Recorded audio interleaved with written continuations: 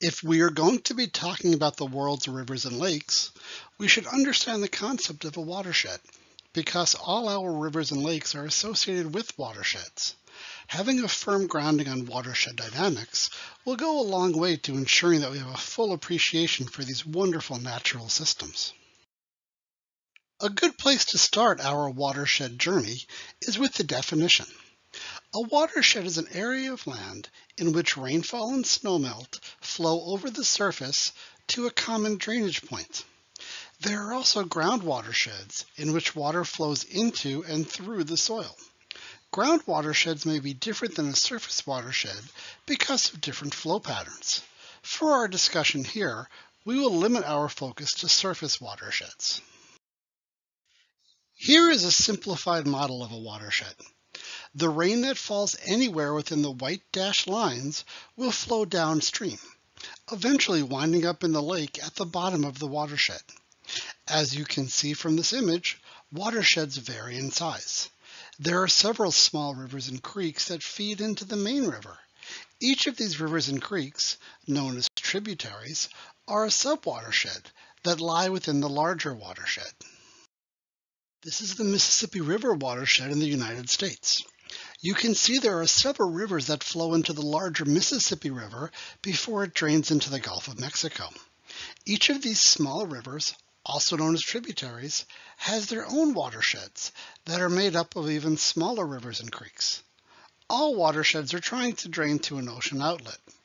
There are a few that don't, and we call these closed basins or watersheds, which we may talk about in a later video. In the previous slide, I showed the Mississippi River watershed that drains much of the United States. This is a smaller watershed that occurs in northeast England. The River Allen has a watershed that drains a portion of north-central Northumberland County, shown here in the green box, with the water making its way to the North Sea. Here is a close-up view of the River Allen watershed. You can see that it flows from the western hills and has several small tributaries that flow into the main river before it enters the tidal region and eventually drains into the North Sea. You can see the city of Anak for reference, which is a major tourist attraction that draws many people to the region. As I mentioned when we talk about smaller watersheds lying within larger watersheds, this is a close-up view of the Anak subwatershed that lies within and at the bottom of the larger River Allen watershed. All the water that falls in this dark blue area will drain into this section of the river. Rain falling outside of this dark blue line will flow to either another portion of the Allen River or to a different watershed entirely. This sub-watershed lies at the bottom end of the larger watershed, so in addition to water that falls within the watershed, the main stem of the river enters this watershed from upstream. And here is an image of the Castle Anak, with the River Allen to the north. The water from the castle and the pasture across the river flow into the Allen River. Now there is one thing to consider about the castle. If you visit the castle and look around the inside, you can see many drainage pipes. These pipes actually alter the natural water flow in this tiny sub-watershed. Rather than allowing water to flow over the surface, these pipes drain the water underground to the river.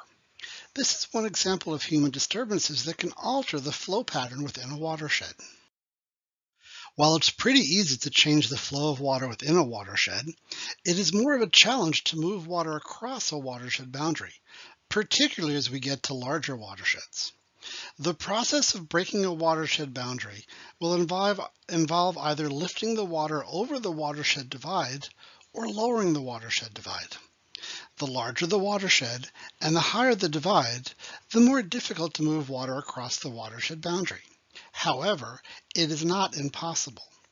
At the beginning of the 20th century, the City Fathers of Chicago reversed the flow of the Chicago River with the idea of using the water from Lake Michigan to flush the human waste-laden water into the Mississippi River basin.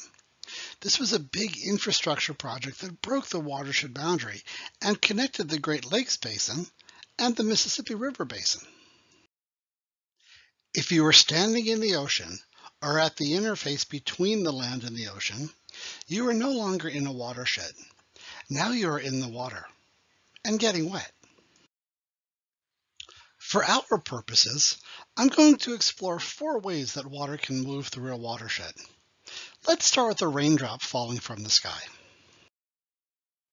The air that surrounds us every day is composed of basic elements such as oxygen, nitrogen, and hydrogen. There are also many materials that are lifted into the air during the day that are suspended on the wind currents and eddies. Some of these things that are suspended in the air are dust and pollen. If you have allergies, you are well aware of these microscopic particles that get into your nose and eyes and make for an oh so comfortable day. In addition to these materials, there are a variety of pollutants that come from humans being humans. As rain falls through the sky, the drops cleanse many of these materials from the air. When you take a deep breath after a rainstorm, you can often notice a significant improvement in air quality. You can also see some of the material that is cleansed from the air if you look at the edges of a puddle. As the water evaporates, it will often leave behind the dust and pollen grains in a ring around the disappearing water. When a raindrop falls on a body of water, I call that channel flow. That raindrop is incorporated into the rest of the water flowing through the channel and continues downriver until it reaches the drainage point. As these raindrops fall through the sky and cleanse the airborne particulate matter, it will carry this matter into the rivers and lakes where it can cause some water quality concerns. However, as rivers and lakes cover such a small portion of the watershed, these contributions tend to be minimal. Most of the influence of a watershed will come from the land. In addition, rain falling into the river channel will have limited impact on water quantity. This water moves through the system quickly, and as I previously stated, is of such small quantity as to be negligible in terms of the amount of water in the system. While some rain falls on rivers, streams, and lakes, most of the rain is going to fall on the land, because there is more land than water surface in a watershed. This image of a watershed in Oregon shows the difference between land and water. Even in this example, where the rivers are highlighted so they stand out in the background, you can see most of the area in the watershed is land, which is why it is not the rivers that define the watershed, but rather the surrounding land. Once a raindrop hits the surface, it has 2 ways to go. It can either flow over the surface, or it can infiltrate into the soil. When rain flows across the surface of the land, I call that overland flow. Overland flow is defined by water that moves across the land outside of a defined channel. In this picture, we can see that the water is flowing into a rather low spot, but one that does not have a clearly defined channel. Eventually, you can see in the lower left hand of the picture, the overland flow eventually enters a defined channel and becomes channel flow. As water flows across the surface of the land, small obstructions can be a big deal. The water has to find its way around every obstruction on the landscape before it can make it to the channel. Even blades of grass can create an obstruction that can slow the water and delay its movement across the landscape. This slowing of the movement of water can lead to cleaner water, because slow water carries less suspended matter and is more likely to infiltrate into the soil. These small obstructions can also influence water quantity in the stream channel. While the water will eventually reach the channel, the longer it takes to reach that channel, the less water hits the channel at any one time. This can reduce the height of floodwaters, but may extend the duration of flood events. The vegetation on the land surface can also interfere with overland flow in another way. The vegetation can provide a cover to the ground that reduces the impact of a raindrop. Rather than a raindrop directly hitting the land surface, it hits the vegetation, which mitigates the force of the drop. Leaves and stems can also hold water, with the large trees being able to hold hundreds of gallons over the surface of the tree that can evaporate before it reaches the ground. If there is no vegetation to stop the drop from hitting the soil surface, the raindrop hits the exposed soil and acts like a little bomb going off. The force of the raindrop can be explosive and may loosen soil particles, which can increase erosion. If there is enough rain and a lack of vegetation that would hold the soil in place, we can see the development of new channels, called gullies, as the water carves through the landscape before it merges with an already developed channel. Not all channels have water all the time. In higher reaches of a watershed, we will find intermittent streams and channels that become dry when there is no water flowing over the landscape. Other larger channels, or those that occur lower in the landscape, will have water year-round, such as a river on the right. There would have to be a very severe drought before this river ran dry. In many areas, humans have changed the overland flow pattern by building canals and other drainage systems to direct overland flow to an established channel so the water moves off the land quicker. This can prevent localized flooding and allow for greater use of the land for agricultural and other uses. If you look at many of the agricultural landscapes, you can find draining systems going back thousands of years, where people sought to drain the land for crop production. Many river channels have also been straightened to remove curves and meanders that one finds in a natural river system. As rivers began to be used for navigation, straightening rivers allowed for faster passage between 2 points, and also spread the movement of water through the watershed. This often resulted in reduced flooding in one place, but often moved the flooding downstream, where it became worse. We have also changed the overland flow pattern in our urban areas. With the development of towns and cities, people needed to move water to prevent flooding and improve drainage after storm events. These changes have led to stormwater management systems that move water from the development parts of the city to the adjacent streams and rivers. In many cases, we have moved overland flow to underground flow through sewers and pipes. Here is a street that was built during the medieval period after a light rainfall event. Think of how the water flows through this system. It will flow down the cobbled streets until it reaches an outlet. There is no obstacles for the water, so it continues to gain velocity as it moves. There is also minimal infiltration, so all the water moves downhill quickly, which leads to more water entering the rivers faster. Another path that rain hitting the surface can take is to infiltrate into the soil. Infiltration is the process through which water moves through the soil surface into the soil profile. Once the water enters the ground, it can do a couple of things. But first, let's start with how water gets into the soil. One method through which water gets into the soil is through the pores that are found within the soil. All soil has tiny air pockets or pores through which water can enter and move through the ground. These pores are different size and will vary according to the kind of soil. If the soil has more large pores, water can infiltrate and move more easily through the soil. However, as water can move more easily through the soil, these soils will also dry more quickly. Water can also enter the soil by flowing along the roots of plants. As water hits a tree, shrub, or blade of grass, it will flow down along the plant into the soil, where it will follow the roots deeply into the ground. Different plants will have roots of different depth, and these plants with deeper roots will allow for deeper penetration of water.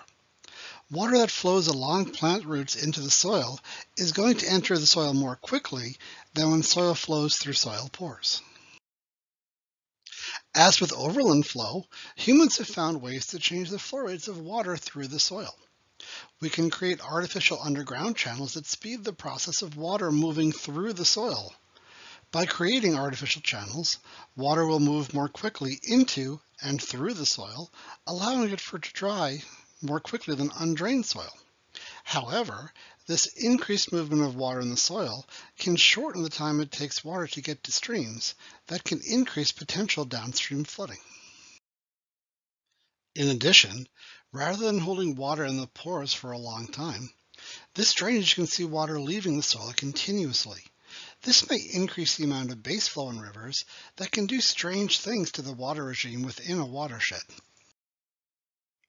When water gets into the soil, in many cases, it's going to flow towards the main channel of the river. This process is going to take time because it has to slowly flow through the soil pores or follow along the root channels. Some of the water will flow down into the deeper groundwater. This water may wind up in an aquifer, where it is stored in an underground lake. Some of these aquifers will release water very slowly back to the rivers, while others can hold water for thousands of years. Water flowing through these different mechanisms moves at different rates.